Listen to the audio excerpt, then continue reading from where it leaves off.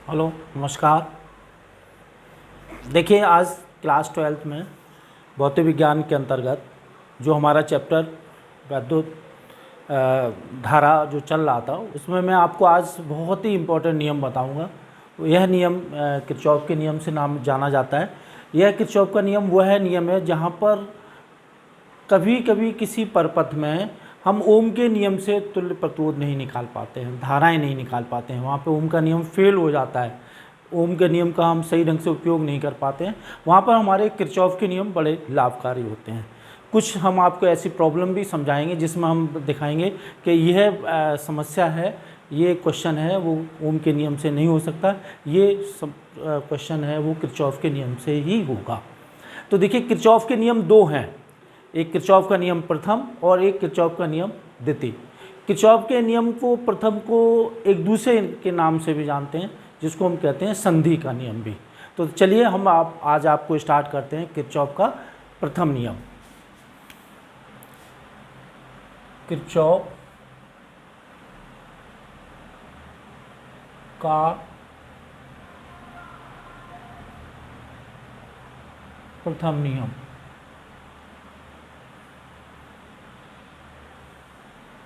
इसको या संधि नियम भी कहते हैं,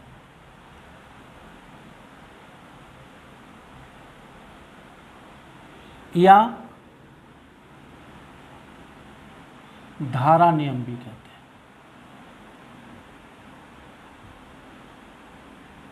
अब ये हम आपको ये बताएंगे कि इस नियम को दो नामों से क्यों जाना जाता है। पहली बात तो ये संधि से संबंधित है। संधि का मतलब क्या होता है? जंक्शन, जिसको इंग्लिश में बोलते हैं, जहाँ पर दो या दो से अधिक धाराएं, दो से अधिक धाराएं मिल रही हों या जा रही हों। देखिए, ये धारा इस संधि पर आ रही है, ये धारा इस संधि पर आ रही है, ये धारा इस संधि पर जा रही है, ये धारा इस संधि पर आ रही है, ये धारा इस संधि पर जा रही है। मैंने 5 धाराओं का उदाहरण लिया, और भी धाराएं हो सकती हैं, इसको हम कहेंगे जंक्शन। तो ये जो नियम है वो जंक्शन से संबंधित है, इस वजह से इसको हम संधि नियम भी बोलते हैं, जंक्शन नियम भी बोलते हैं। धारा नियम क्यों कहते हैं? कि ये जो नियम है वो धारा से संबंधित है। ये नियम क्या कहता है कि किसी भी संधि पर समस्त धाराओं का बीजगणितीय योग शून्य होता है। किसी भी संधि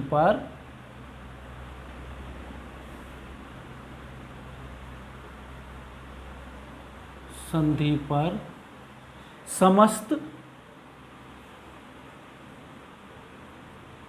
धाराओं का योग का बीजगणितीय योग, बीजगणितीय योग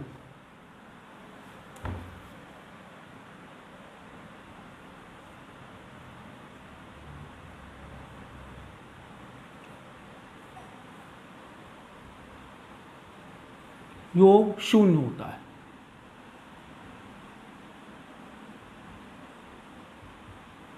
इसका मतलब ये हुआ,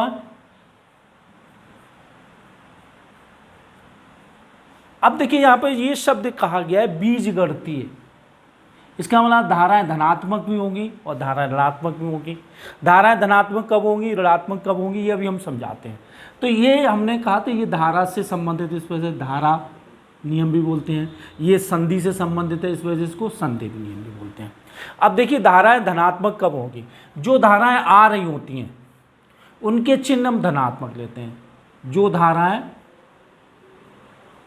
धाराएं संधि पर आ रही होती हैं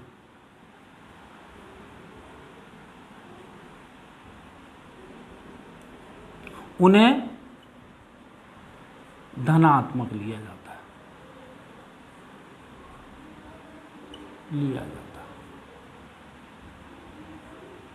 दूसरा पॉइंट इसमें यह है, जो धाराएं जा रही होती हैं उन्हें ऋणात्मक लिया जाता है। जो धाराएं संधि से जा रही होती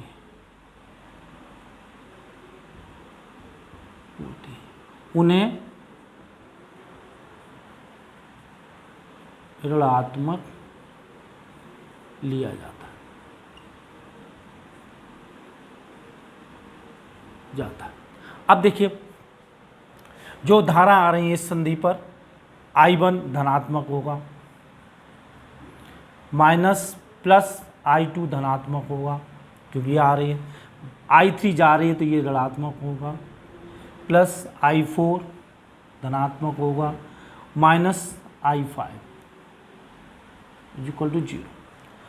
तो माइनस वालों को अगर हम उधर ले जाएं तो ये आएगा I1 plus I2 plus I4 equal to I3 plus I5। ये कौन सी धारा है? आने वाली धारा है। ये कौन सी धारा है? जाने वाली धारा है।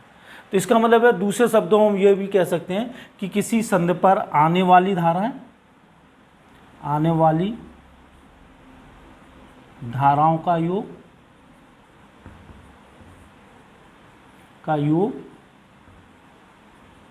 बराबर जाने वाली धाराओं का योग, जाने वाली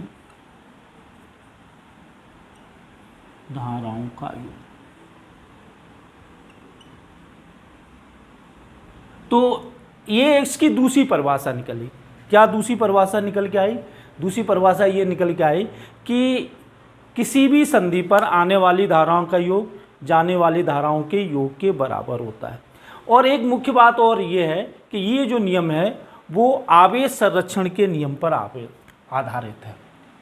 आवेश संरक्षण के नियम, आवेश संरक्षण के नियम पर आधारित है, के नियम पर आधारित।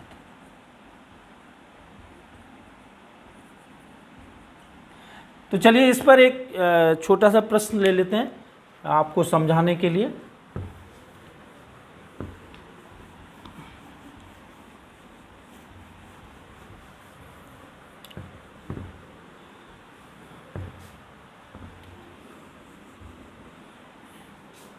देखिए ये संधि है, इस पे एक धारा आ रही है I1 बराबर 5 एम्पीयर,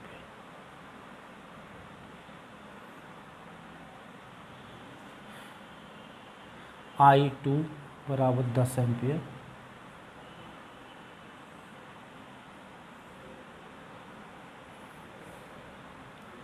I3 बराबर 3 एम्पीयर, I4 बराबर 6 एम्पीयर,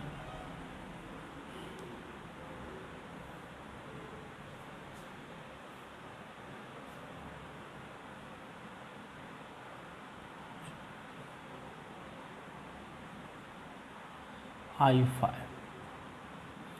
तो क्वेश्चन ये है I5 का मान क्या होगा? मान क्या होगा? तो देखिए ये एक संधि है, इस संधि पर कौन कौन सी धाराएं आ रही हैं? I1 आ रही है तो इसका चिन्ह प्लस होगा, I2 आ रही है इसका चिन्ह प्लस होगा, I3 जा रही है इसका चिन्ह ऋणात्मक होगा, ये I4 आ रही है इसका चिन्ह धनात्मक होगा, और ये माइनस I5 ये जा रही है इसका चिन्ह ऋणात्मक होगा। तो आने वाली धाराएं होंगी 5, 10, 15, 16, और 16 में से 3 गया 5, 10, 15, 15, 6, 21, 21 में से 3 गया 18, 18 माइनस I5 इक्वल टू 0। तो I5 बराबर 18 एम्पीयर। तो इस तरह से ये हमारा एक उदाहरण था प्रथम नियम पर। अब आता है द्वितीय नियम, जो कि बहुत ही इम्पोर्टेंट नियम है, और थोड़ा समझिएगा अच्छी तरह से। जितने भी जटिल प्रश्न होते हैं उसमें हमारा द्वितीय नियम लागू होता है। प्रथम नियम तो लागू होगा ही, साथ साथ द्वितीय नियम भी लागू होता है। तो देखिए इसको हम कहते हैं किरचॉफ का द्वितीय नियम।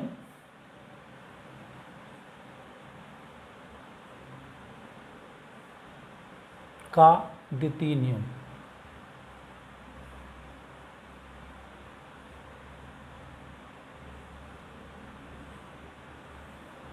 इस नियम को दूसरे नाम से भी जानते हैं, इसको पास नियम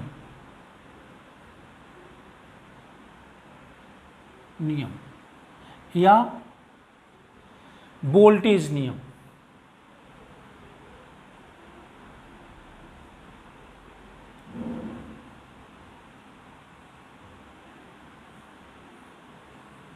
देखिए वो संधि नियम था, चूंकि संधि में लागू होता, ये पास नियम है। अभी हम बताएंगे पास क्या होता है। पास में लागू होता है, वहाँ उसको हम धारा कहते थे, कुल धारा नियत रहती है। यहाँ पे कुल धारा का बीजगणितीय योग शून्य होता है। यहाँ पे क्या होता है, वोल्टेज का योग शून्य होता है। तो देखिए पहले इसको एक चित्र बना रहे हैं। देखिए एक सेल है, इसका विद्युत भाग बल E1 और आंतरिक प्रतिरोध R1। एक दूसरा सेल है E2 R2 और एक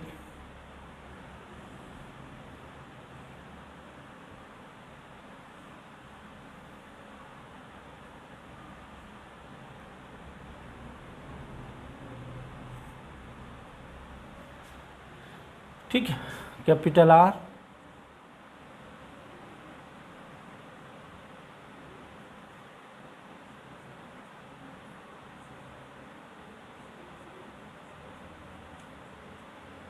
A B C D E F।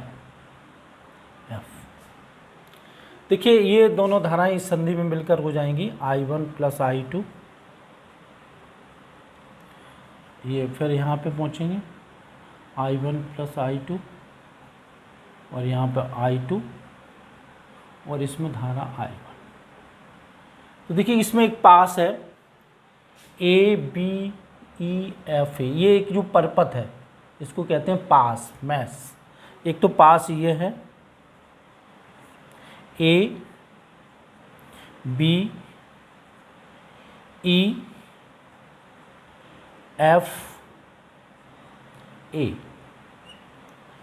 एक पास ये भी है BCDEB।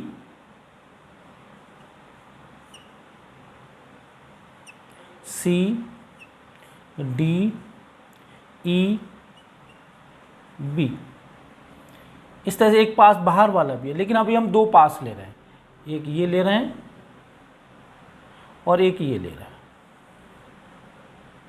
पास। तो देखिए इसमें क्या होगा, ये नियम क्या कहता है, किसी भी पास में, चाहे इस वाले पास में और चाहे नीचे वाले पास में, दो चीज़ें हैं। एक तो हमारे सेल हैं जो ऊर्जा के स्रोत है, और एक प्रतिरोध है जो हमारे ऊर्जा को खर्च कर रहे हैं ऊष्मा के रूप में। तो इनके अक्रॉस हमारा क्या उत्पन्न होगा, वोल्टेज उत्पन्न होगा। इसको हम सिग्मा ई से प्रदर्शित करेंगे। जितने भी प्रतिरोध हैं उनके सिरों पर वोल्टेज उत्पन्न होंगे, और उसमें जितने भी सेल लगे हुए हैं उनको हम सिग्मा ई से प्रदर्शित करेंगे। तो ये है भी सेल के विद्युत भाग बलों का ये भी विभवांतर है, और ये भी प्रतिरोध है, ये भी वोल्टेज है। इनका बीजगणितीय योग शून्य होता है। कहने का मतलब ये है, इसको हम यूँ लिखें सिग्मा V बराबर 0, या ये कहें sigma E plus sigma IR बराबर 0। इस तरह से हम कह सकते हैं। और यहाँ पे अगर हम ये वास्तव में खर्च होने वाली बात है तो यहाँ पे माइनस चिन्ह भी ले सकते हैं, माइनस भी ले सकते हैं, लेकिन कुछ में प्लस भी लिखा हुआ तो प्लस भी ले सकते हैं, कोई फ़र्क नहीं पड़ता। तो देखिए ये नियम क्या कहता है कि किसी भी पास में, पास मीन्स बंद परपथ, बंद परपथ में सभी सेलों के विद्युत वाहक बलों का योग तथा सेलों तथा प्रतिरोधों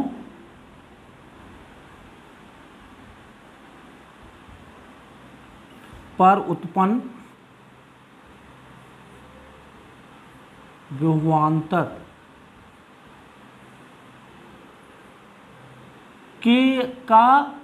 के बीजगणितीय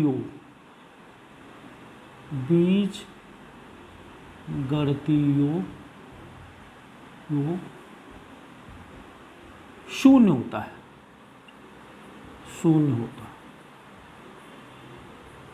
होता है। या ये कहिए, या किसी बंद पास में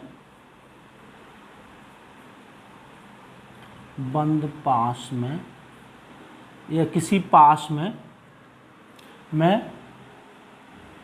सेलों का विद्युत वाहक बलों का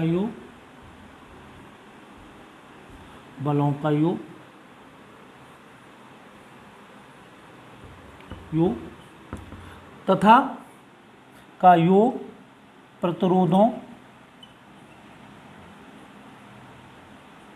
पर उत्पन्न विभवांतर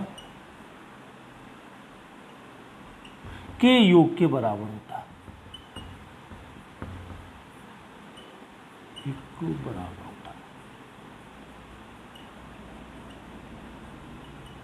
बराबर होता है। देखिए, इस बात को बड़ा हम सरल तरीके से समझाते हैं। देखिए, जैसे हमारे घर में आमदनी आती है, मान लीजिए जैसे खेती से आती है, सैलरी से आती है, मकान के किराए से आती है, तो ये तो हो गए आमदनी के स्रोत। इधर खर्चा होता है, पढ़ाई में खर्च होता है, घर के मेंटेनेंस में खर्च होता है, बिजली के बिल में खर्च होता है, टेलीफोन में खर्च होता है।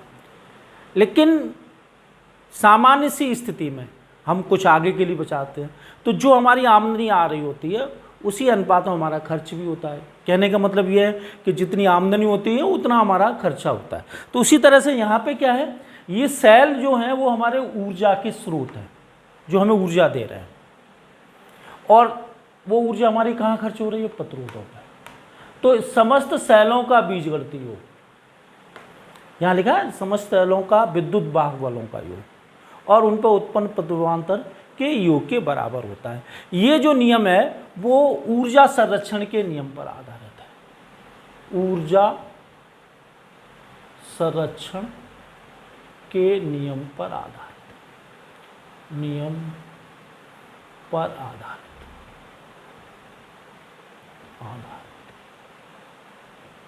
देखिए, दोनों में अंतर स्पष्ट कर लीजिए। पहला जो नियम था वो किस पर आधारित था, आवेश संरक्षण के नियम पर। दूसरा नियम किस पर आधारित है, ऊर्जा संरक्षण के नियम पर आधारित है। तो ये इसमें एक तरफ ऊर्जा हमें मिल रही है सेलों के द्वारा और दूसरी तरफ ऊर्जा खर्च हो रही है।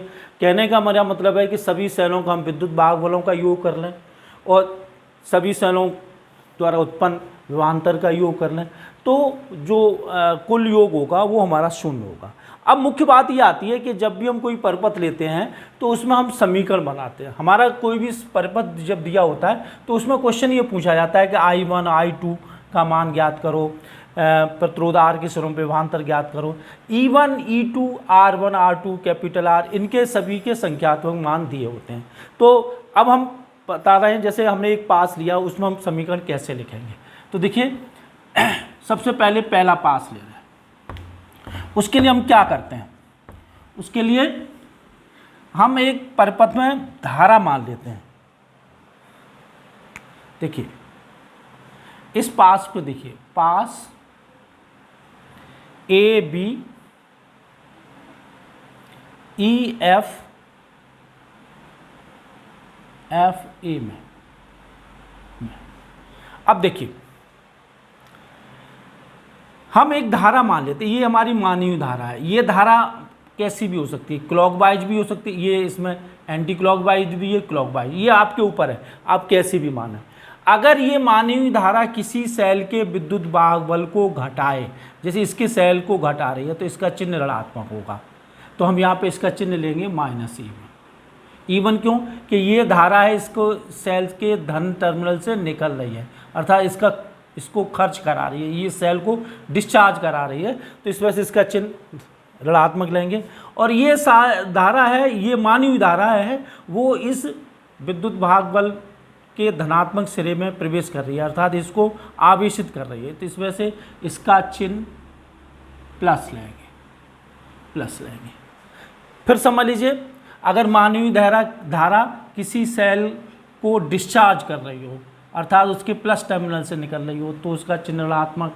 अगर मानी हुई धारा किसी के प्लस टर्मिनल में एंटर कर रही है, अर्थात उसको चार्ज कर रही हो, तो उसका चिन्ह धनात्मक लेंगे। साइड से हम लिख ले रहे हैं कि अगर मानी हुई धारा, ये मानी हुई धारा इस तरफ है, मानी हुई धारा, तो ई हमारा प्लस होगा, और मानी हुई धारा इधर की तरफ है तो ई माइनस होगा। अब बात आती है आई आर का। देखिए, किसी भी पास में दो तरह की धारा है, एक तो मानी हुई धारा और एक परपथ में दिखाई गई धारा। अगर मानी हुई धारा परपथ में दिखाई गई धारा एक ही तरफ है तो आई आर का चिन्ह धनात्मक होगा, और अगर उसके विपरीत दिशा में है तो आई आर का चिन्ह ऋणात्मक होगा। ये चीज़ समझ लीजिए, कोई भी प्रतिरोध है, इसमें धारा यूँ बह रही है और मानी हुई धारा भी यूँ ही बह रही है, मानी हुई धारा, तो यहाँ पे आई आर का चिन्ह प्लस होगा, और ये धारा है और ये मानी हुई धारा यूँ है, तो आई आर का चिन्ह ऋणात्मक होगा। तो ये चीज़ समझ लीजिए। यहाँ पे हम लेते हैं, यहाँ पे देखिए मानी हुई धारा इधर की तरफ बह रही है, वास्तविक धारा इधर की तरफ बह रही है, तो I2R2 का जो चिन्ह होगा वो माइनस का होगा, क्योंकि दोनों एक दूसरे के विपरीत है। यहाँ पे देखिए मानी हुई धारा वास्तविक धारा एक ही दिशा में है, तो इसका चिन्ह प्लस होगा, I1R1 बराबर 0। ठीक है, तो ये हमारा एक समीकरण बन गया जिसमें हमें E1 E2 के आंकिक मान हमें पता होते हैं और इनके R1 R2 के आंकिक मान पता होते हैं। तो हम यहाँ से I1 I2 में एक समीकरण बना लेते हैं। इसी तरह से इसमें आ जाइए, पास B C D E B में देखिए, हम यहाँ से यूँ मान लेते हैं। देखिए, चाहे आप क्लॉकवाइज माने या एंटी क्लॉकवाइज माने, इसमें जो हमारा समीकरण आएगा वो एक जैसा आएगा। अब देखिए, जैसे इसमें लेते हैं, पास इसमें लेते हैं, तो ये मानी हुई धारा जो है वो हमारी इससे निकल रही है, तो इसका चिन्ह माइनस का होगा, माइनस E2। अब देखिए, इसमें दोनों ही धारा एक तरफ है, एक ही दिशा में है, तो इस वजह से ये चिन्ह होगा धनात्मक। फिर आप इधर आ जाइए, यहाँ पे दोनों की दिशाएं समान है, तो ये हो जाएगा I2R2 बराबर 0। तो इस तरह से हम दो समीकरण निकाल लेते हैं, क्योंकि हमारी दो अज्ञात राशियां हैं, उन समीकरणों को हल कर लेते हैं और जिससे कि हमारा मान निकल आते हैं। अब देखिए, हम एक संख्यात्मक प्रश्न लेते हैं, उस प्रश्न से हम आपको ये नियम समझाने का प्रयास करेंगे, उसको आप अच्छी तरह समझ लीजिए।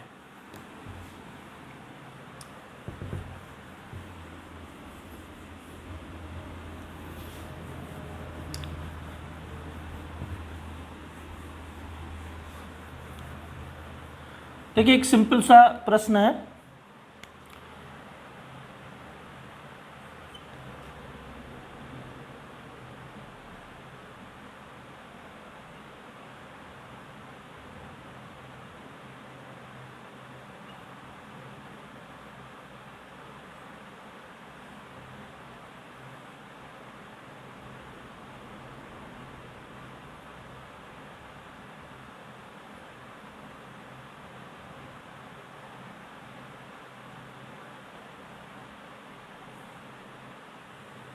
ये देखिए,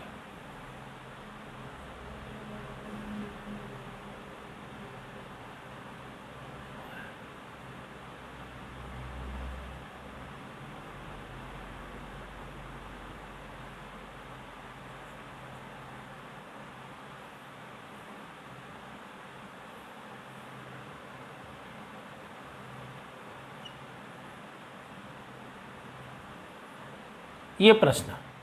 अब इस प्रश्न को आप ओम के नियम से करना बहुत मुश्किल है, किरचॉफ के नियम से बड़ा आसानी से हो जाएगा। प्रश्न ये है कि I1 तथा I2 के मान ज्ञात करो। I1 तथा I2 के मान ज्ञात करो। अब देखिए पास, पहले हम इसको हल कैसे करेंगे। पास A B E F A में हम धारा यूँ मान लेते हैं, ये मानो ही धारा है, तो इसका चिन्ह -10 प्लस 5, क्योंकि ये एंटर कर रही है। अब देखिए यहाँ पे I1 प्लस I2, इसमें I2 और इसमें I1, तो यहाँ पे विभवांतर कितना होगा I2 × 2। इसका मान ऋणात्मक होगा। क्यों ऋणात्मक होगा कि वास्तविक धारा इधर बह रही है, मानवीय धारा इधर बह रही है, तो ये माइनस होगा। प्लस इसमें आइए I1 × 1, ये धनात्मक होगा =0, क्योंकि मानवीय धारा और वास्तविक धारा एक ही दिशा में है, तो इस वजह से धनात्मक होगा। तो ये समीकरण क्या बन जाएगा I1 - 2I2 = 5, पहला समीकरण। अब देखिए पास, ये पहला पास है, ये दूसरा पास। पास BC DE में देखिए यहाँ से चलेंगे तो ये ऋणात्मक होगा, -5 I1 + I2 प्लस × 10, और ये भी धनात्मक होगा, प्लस I2 × 2 = 0। तो ये हो गया 10 I1 प्लस 12 I2 = 5। ये समीकरण दूसरा। अब देखिए दो समीकरण हमें प्राप्त हो गए। अब इन दोनों समीकरण से मान ज्ञात करना है, तो इसमें हम क्या करें, इसमें 6 का गुणा कर लेते हैं। तो 6I1 - 12 I2 = 30। ये पहला समीकरण है। इसमें हम क्या करें, इसको ऐसे ही रहने दें, 10 I1 प्लस 12 I2 = 5। जोड़ दीजिए तो ये 16 I1 = 35, I1 = 35/16, ये हमारा पहला आंसर एम्पियर। अब I1 का मान समीकरण 1 में रख देते हैं, तो क्या होगा 35/16 -2I2 5, तो -2I2 5 - 35/16 -2I2, लघुत्तम ले लेंगे 16 × 5 = 80 -35, तो ये -2I2 बराबर 45/16 और I2 बराबर -45/32। देखिए यहाँ पर ऋणात्मक चिन्ह क्या प्रदर्शित कर रहा है, ऋणात्मक चिन्ह ये प्रदर्शित कर रहा है कि वास्तव में धारा I2 की धारा यूँ ना होकर के इस तरह से, ये सेल चार्ज हो रहा है, ये सेल डिस्चार्ज हो रहा है। तो इस तरह से हम परपथ में धारा का मान I1 और I2 हम ज्ञात कर लेते हैं। हमने आपको सीट में और भी क्वेश्चन दिए हुए हैं, उन उदाहरण भी दिए हुए हैं, उनको थोड़ा समझिएगा। इसी तरह से बेस्ड क्वेश्चन है और अनसॉल्व क्वेश्चन भी दिए हुए हैं, इसी के साथ वो हमारी सीट अटैच है, उसको आप करिएगा। आगे भी हम बहुत अच्छा आपको इसके एप्लीकेशन लेके आएंगे, व्हीटस्टोन ब्रिज और मीटर ब्रिज, उसको आप कर लीजिए अच्छी तरह से। ये बहुत इम्पोर्टेंट है, अगर इसका न्यूमेरिकल बोर्ड में आता है तो वो ज़्यादा नंबर का आता है, तो इसको ज़रा आप कृपया ध्यान से समझिएगा और हमारी इनको बार बार वीडियो देख करके समझिएगा। धन्यवाद।